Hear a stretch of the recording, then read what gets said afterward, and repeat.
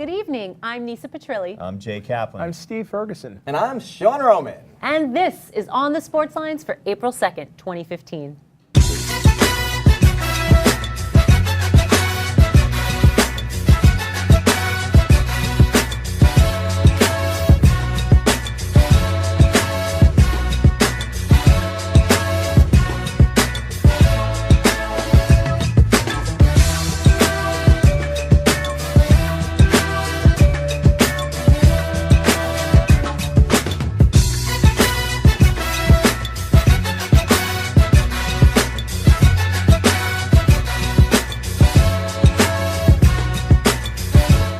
It's the beginning of April, and that means the madness is almost over and play ball is being yelled by umpires across the country as another MLB season gets underway.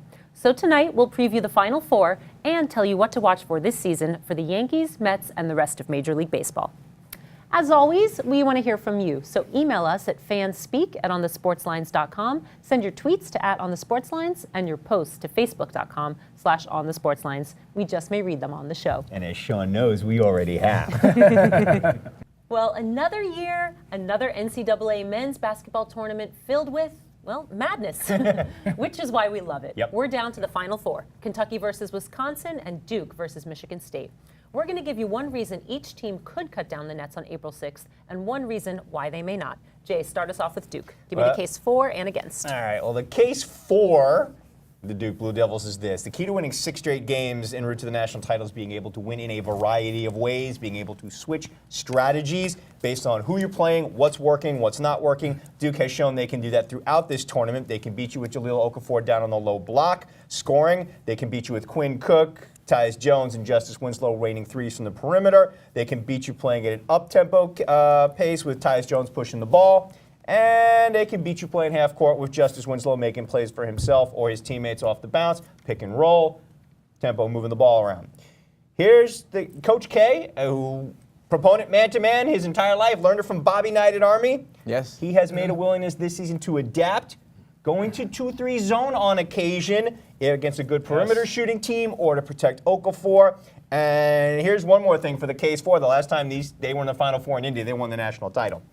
Case against. Okay, let's start with their first opponent. That's Michigan State. Michigan State can and will get physical with them. They have enough shooters, enough solid veterans, both on the court with Travis Trice and Brandon Dawson. And they have a coach in Tom Izzo who can go strategy for strategy, chess move for chess move with Coach K. Duke does not have a lot of depth, which may not hurt them as much against the Spartans, who don't have much either, but against Kentucky, which can run wave after wave of bodies at you, that could be an issue.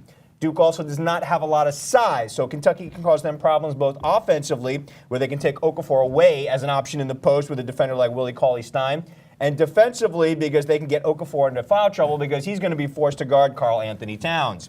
Now, their perimeter defenders, like the Harrison twins, have enough length to guard Cook and Jones. Winslow, don't be surprised. They may actually put Willie Cauley-Stein on him because that guy can guard anybody. And honestly, if so, could be an issue. Case for, case against. Well said. Steve, your turn. So for Michigan State, give me the case for and the case against. Well, the case for Michigan State, Anissa, as far as I'm concerned, is the point guards they have. You mentioned Travis Trice and, Denzel Valentine. And those two are the dynamic duo of the NCAA tournament. They are really special guards, both really good shooters, good passers, and they really run Michigan State's offense.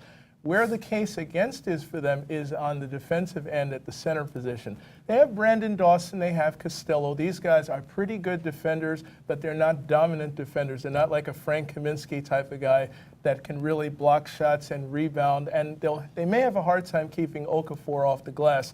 But the thing about Michigan State is they play great defense as a team, and they run the court extremely well, and that might hurt Duke in terms of being able to stay with their pace. And as I said on Twitter 3 times during Michigan State's last game, don't bet against Tom Izzo in March. Don't bet against Tom Izzo in March. Say it with me. Don't bet against Tom Izzo in March. And I picked him to be in the Final True words. Four. You did. True words. Yes. Well, moving over to the other matchup, Sean, why Wisconsin and why not Wisconsin?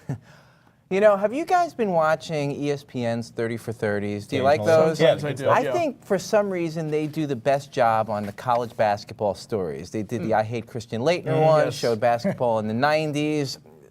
awesome time for college basketball. But the one that focused on the 80s was Jim Valvano's run with the NC State. Wolfpack, yep. And they showed that the golden age of college basketball was in the 1980s because students stayed 4 years. You had Michael Jordan, you had Patrick Ewing, they stayed. Tim on Duncan. on the same team, you had Clyde Drexler and Hakeem Olajuwon. Wow. You don't see that. No. That's No. the case for Wisconsin out True. of this group right here. They had Kaminsky, who came back. He was like a terrific player and force last year. He's back for his senior year, and he has that type of veteran leadership that doesn't exist as far as chemistry goes on Kentucky.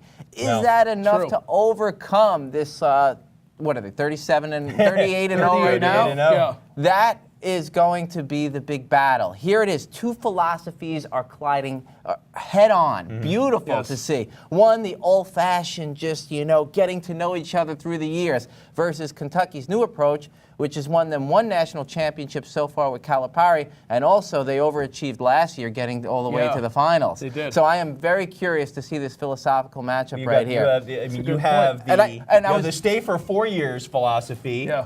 which is, like you said, building a team chemistry, which is what a lot of mid-majors do, which is how they wind up pulling upsets. That's true. And then you've got the Kentucky's just overwhelming amount of athleticism. I was Yeah, picking coming at you in Wisconsin. waves. I'm picking Wisconsin for this game, and the reason was I watched the Notre Dame game against Kentucky, and for all but 1 minute of the game, an ACC team, strongest division in college basketball, outplayed Kentucky. Yeah, And when they it did. counted, they just folded like a house of cards in that last minute, which was Yeah. very sad. So was. that's why I think that Wisconsin, with their run, they've been very strong all forward. This is going to be Kentucky's strongest test, because I think if they do get past Wisconsin, I think they're going to win.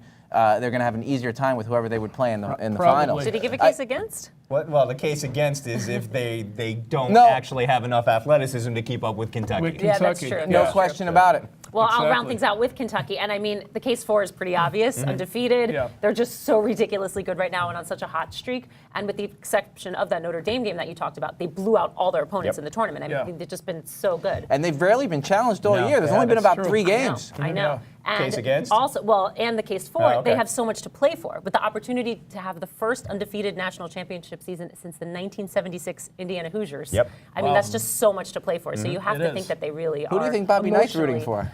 Good question. If they're playing Duke, he's rooting for But his you've got to think they're protege. emotionally Exactly. and mentally ready. But the case against is, first of all, Wisconsin is going to be, I think, their biggest challenge so far in the Yeah. tournament. And the fact that they are undefeated, they have that target on their back, that makes it so much harder, and they have all that pressure on them to become, to finish out the undefeated season, that they could conceivably choke, and it might just be too much to handle. Yep. There are Let me there ask is- my there- man there is Steve a a school of question. thought Sure. that it's better to Out actually of the have a Final loss Four, before who you get surprises in. you being there the most? True. Is it Michigan State? Probably Michigan Though State. Steve and I are in agreement that they were the dark horse coming out of that bracket. Michigan State does. Yeah, to an 'cause you extent, always were- But I've always liked Michigan State in this time of the year. Tom And I always- Izzo is an amazing coach, and they have won, I believe, 30 games in the postseason the last few years. The man. He knows how to get the Coach. job done, and he doesn't have the most talented team this year. But collectively, this team really knows how to play when crunch time comes. Hell, it's going to be a hell of a matchup. It It's going sure to be a hell will. of a Saturday. It's going to be a good Yay. weekend. Oh, yeah. Absolutely. Well, it's time to turn from the college hardwood to the professional diamond for our annual MLB Preview. First, we're going to talk Mets and Yankees in a lightning round segment called Best Case, Worst Case, One True Thing. One analyst, one question, one answer. Steve, as our resident Mets expert, what's the best case scenario for them this season? Well, Nisa, to me, the best case scenario is the Mets have a great starting pitching staff, and that it's even without Zach Wheeler, they do. You look at their rotation, Harvey's back and capable of really being the ace, and it looks like their rotation is very strong. They have Dylan G, they have Number 5. They have who's now the number 5 Right. starter this year. They have DeGrom, who will most likely pitch opening day in New York. Yes, he will. And so you look at their team, it's their pitching staff, and if they get just enough offense, and maybe that will be Michael Kadire and Granderson if he can have a better year, I think they may have just enough to sneak into the playoffs as maybe the second wild card.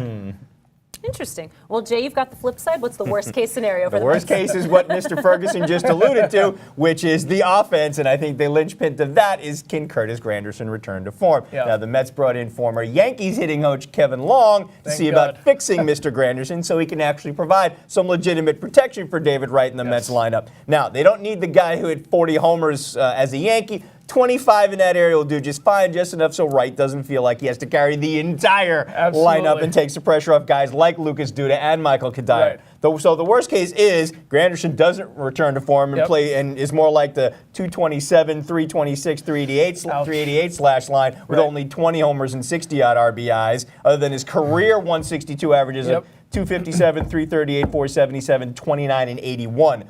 Lucas Duda can't replicate a 30-homer, 92 RBI season from last year. Michael Kadire makes more like Jason Bay and can't adjust to the new ballpark. And all of this causes David Wright to do too much, and he struggles trying to carry the load of driving and runs all by himself. And all this adds up to not enough run support for what could be, as you put it, one of the better rotations in the National League, and keeps the Mets from stealing the second wild card. Oh, man. Sean, tell me what'll be the one true thing for the Mets this season. It's a very tough question when you're dealing with the New York Metropolitans this year. One true statement is I know that they moved in the left field fence for one purpose, to give David Wright more production. So one true statement is that he should have a more, or he will have a more solid year than last year.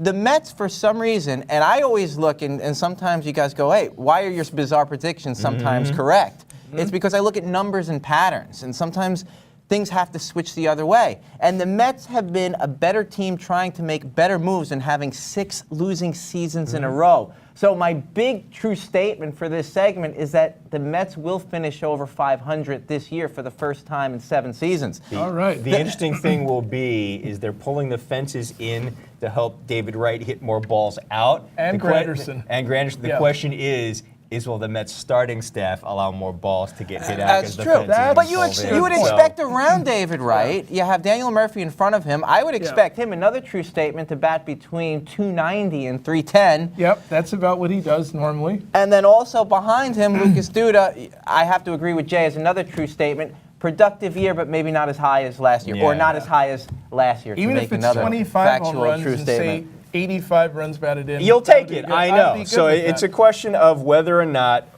the pitching staff has to handle the load more by themselves like they did last year. And another true statement. Oh, he's got Jay his State. a Oh, third. no.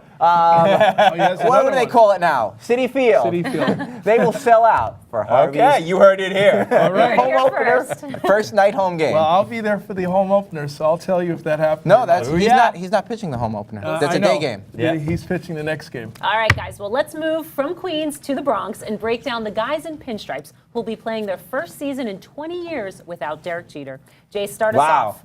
What is the best case scenario for the Yanks? The best case scenario is the pitching staff leads the way, but that way is filled with a lot of ifs. So here we go.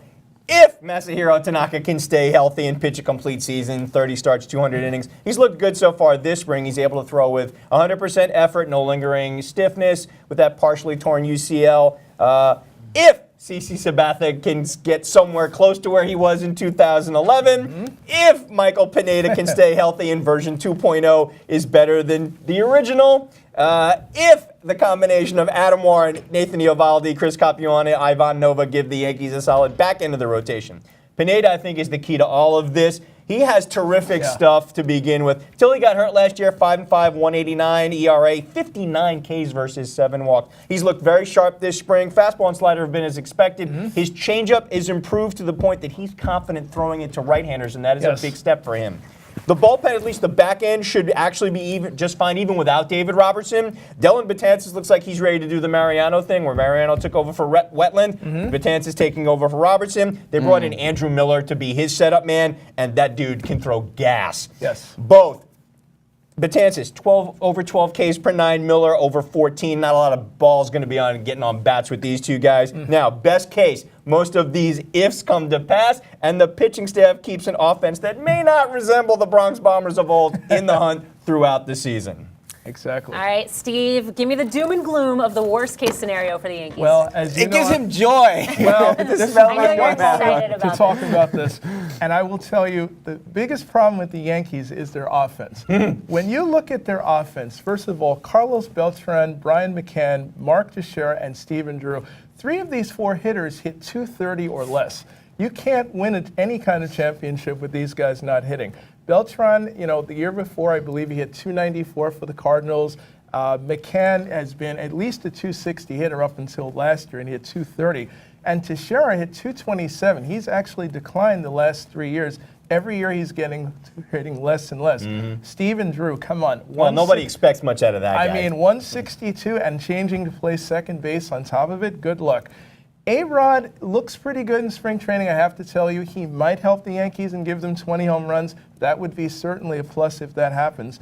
But the offense and the age on this ball club, if I'm a Yankee fan, and I'm not, that would be a huge question to be concerned about. That's the biggest It if is. of all. Absolutely. It is. It definitely is. Yes. You're right Biggest there. if of all. All right, Sean, finish it up with the one true thing for the Yankees. Well, now, I mean, for the better part of 50 years, Willie Mays has been in the top 2 or 3 in the most home runs of all time. That will no longer be the case when season 2015 comes to the end, because A-Rod will be the 3rd most prolific home run hitter in baseball history by the end of the year, because he only has to get like 4 or 5 home runs to tie and break the record.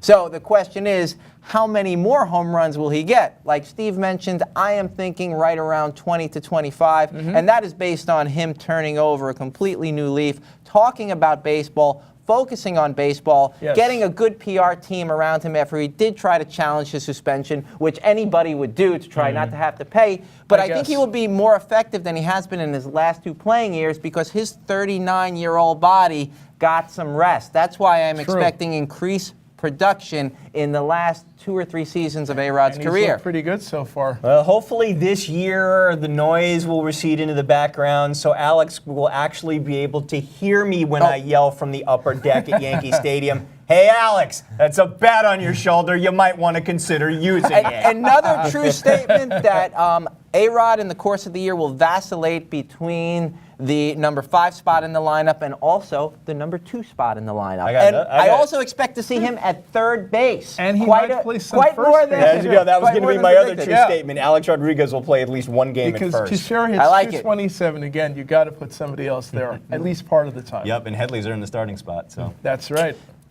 Well, we're going to keep the lightning round theme going as our guys look at 3 teams to watch this season for 3 very specific reasons. Steve, give me a playoff team from 2014 that will be sitting at home this October. Well, unfortunately, I got to tell you, it'll be the Oakland A's.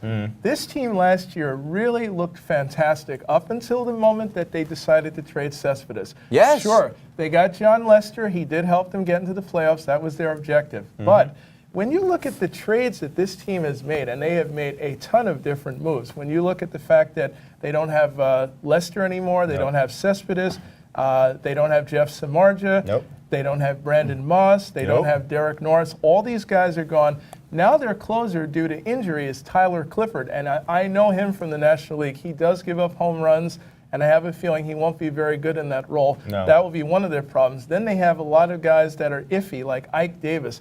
Maybe he'll hit 30 home runs. That was his best year, 32. Maybe or will he be the guy who hits 11 like he did for the Pirates? You look at Billy Butler, you don't know if he's going to be anywhere close to what he used to be. Last year he hit 9 home runs for the Royals, and they got to the World Series. So you look at this team, they've made a lot of good moves, but they're a team that's in transition, and they're a young team, and I'm not quite sure they have enough offense. Pitching they have, offense not so sure about. Well, Sean, give me a team that didn't make the postseason last year that you think will in 2015. I think you could count on the Chicago Cubs making the playoffs this year. Wow. Bold. All right. I don't think that's bold. I'm saying making the playoffs. I am not thinking that for the first time in a century that they are going to win a pennant or a World Series. And Jay is huge on the hiring of manager Madden. Yes, I am too. You are too? Absolutely. I think that's good enough to get them into the playoffs. I mean, you take a Tampa Bay team, and who picked as the team of the decade in football the Tampa Bay Buccaneers because Gruden took an atrocious team and won a Super Bowl with them. But the thing is, Madden was never able to do that with his own version of a Tampa Bay feudal team. He was able to get in 9 years 4 playoff appearances, fantastic for Tampa Bay, and 1 pennant. Now, but he hasn't been able to take that, Next step. that next step. So that's why I think the Cubs need somebody like that, somebody who's been there before and has actually won, so they could, like in that Jimmy V special, he would basically have them envision winning, and that's what they do. I don't think Madden has that capability to get them to the World Series and to win it at this point, but it's a step in the right direction. They will make the Oh, yeah. playoffs. And why will they do that? Huge offseason acquisitions. And what about Rizzo? I mean, what are we going to see from him this year that's going to be exciting? And now they have Lester as an ace. Samardzija as well. I want to see what happens when playoffs. Chris Bryant finally makes it to the majors, when they finally bring him up, which should be sometime around. And that's a big issue right now because, they're going to bring him, they're just going to wait about a month or so. To me, he should be up now, but you know what? If they wait a service couple time, weeks, service it's time, the service time. That's what do you think about that? Honestly, I understand why they're doing it. You don't like it? I never like doing it for the sole purpose of service times. You can control your contract. Do what's best for the product that you got to put on the field. It should be about winning, not about the dollars. Do you agree? He had 9 home runs in the exhibition season. He was their best hitter. He's number 2 pick in the draft. Put him on the field starting opening day. They need his bat. Yeah, you need his bat. All right, Jay, which team is going to be the 2015 version of the Kansas City Royals? I got to tell you, you're right. The Royals, and I was the biggest one doing all the talking on this show last year because the Royals were, in fact, all that anyone could talk about. No matter how that season ends, as I said on the show last year, it would be a great story for baseball. What got lost in all of the Royals talk was that Terry Francona and the Cleveland Indians quietly put up an 85-win season in a division as tough as the AL Central. And everybody of note is back, including AL Cy Young Award winner Corey Kluber, 18-9, 244, 10 Ks per 9. Left fielder Michael Brantley had a breakout year, 327, 385, 506 slash line, 20 homers, 97 RBI, 23 steals.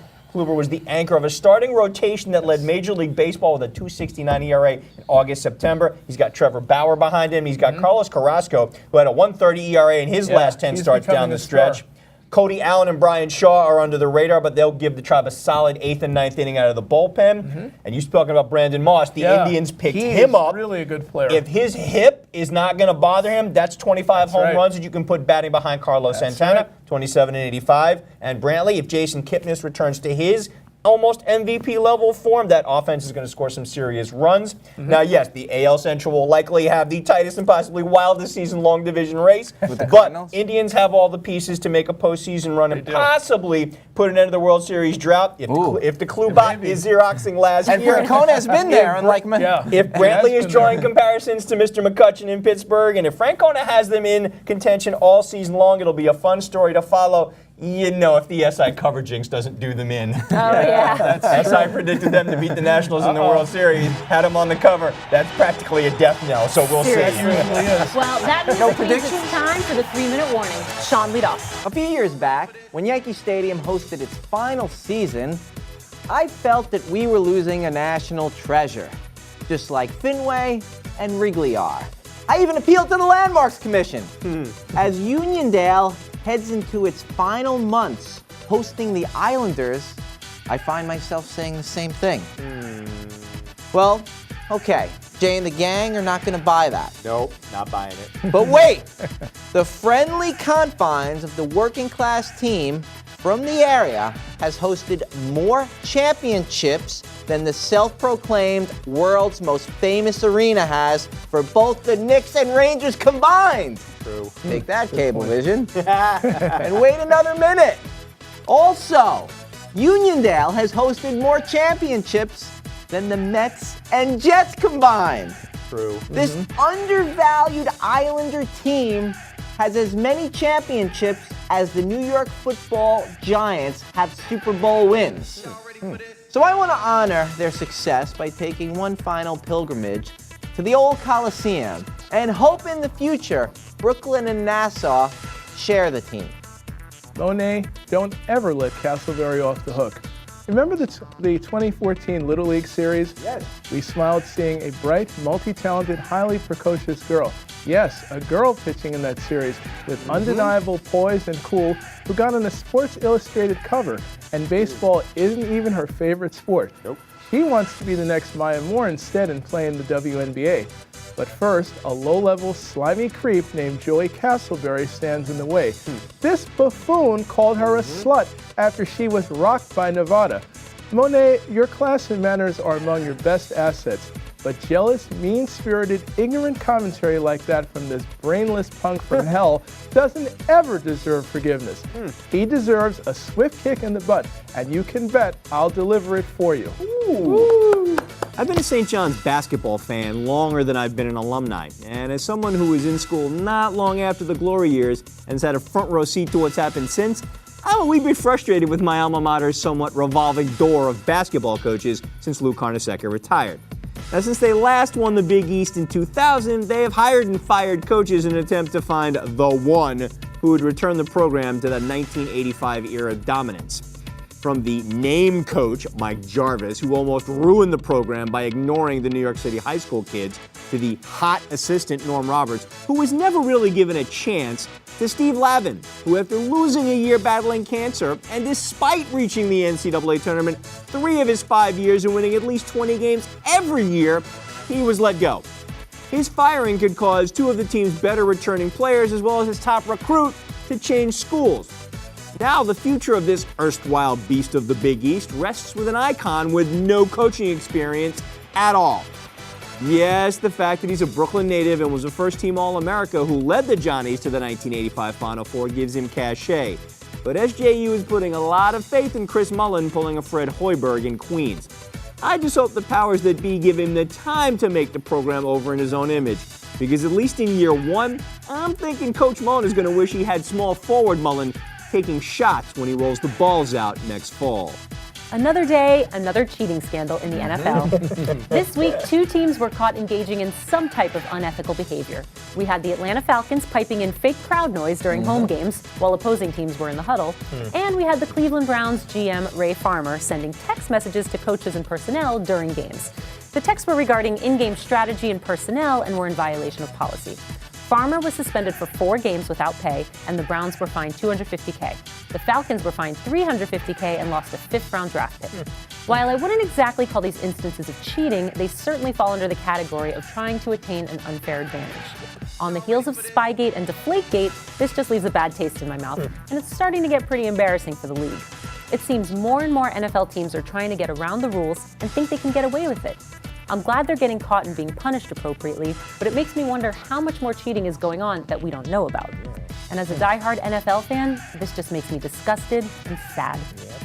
For Jay Kaplan, Steve Ferguson, and Sean Roman, I'm Nisa Petrilli. Thanks for spending part of your evening with us. We'll see you on April 16th for another edition of On the Sports Lines. Remember, if you want to see this show again or catch up on any of the ones you might have missed, check us out at youtube.com/onthesportslines and check out our blog at onthesportslines.blogspot.com. Good night, everyone. Night, Good night, everyone.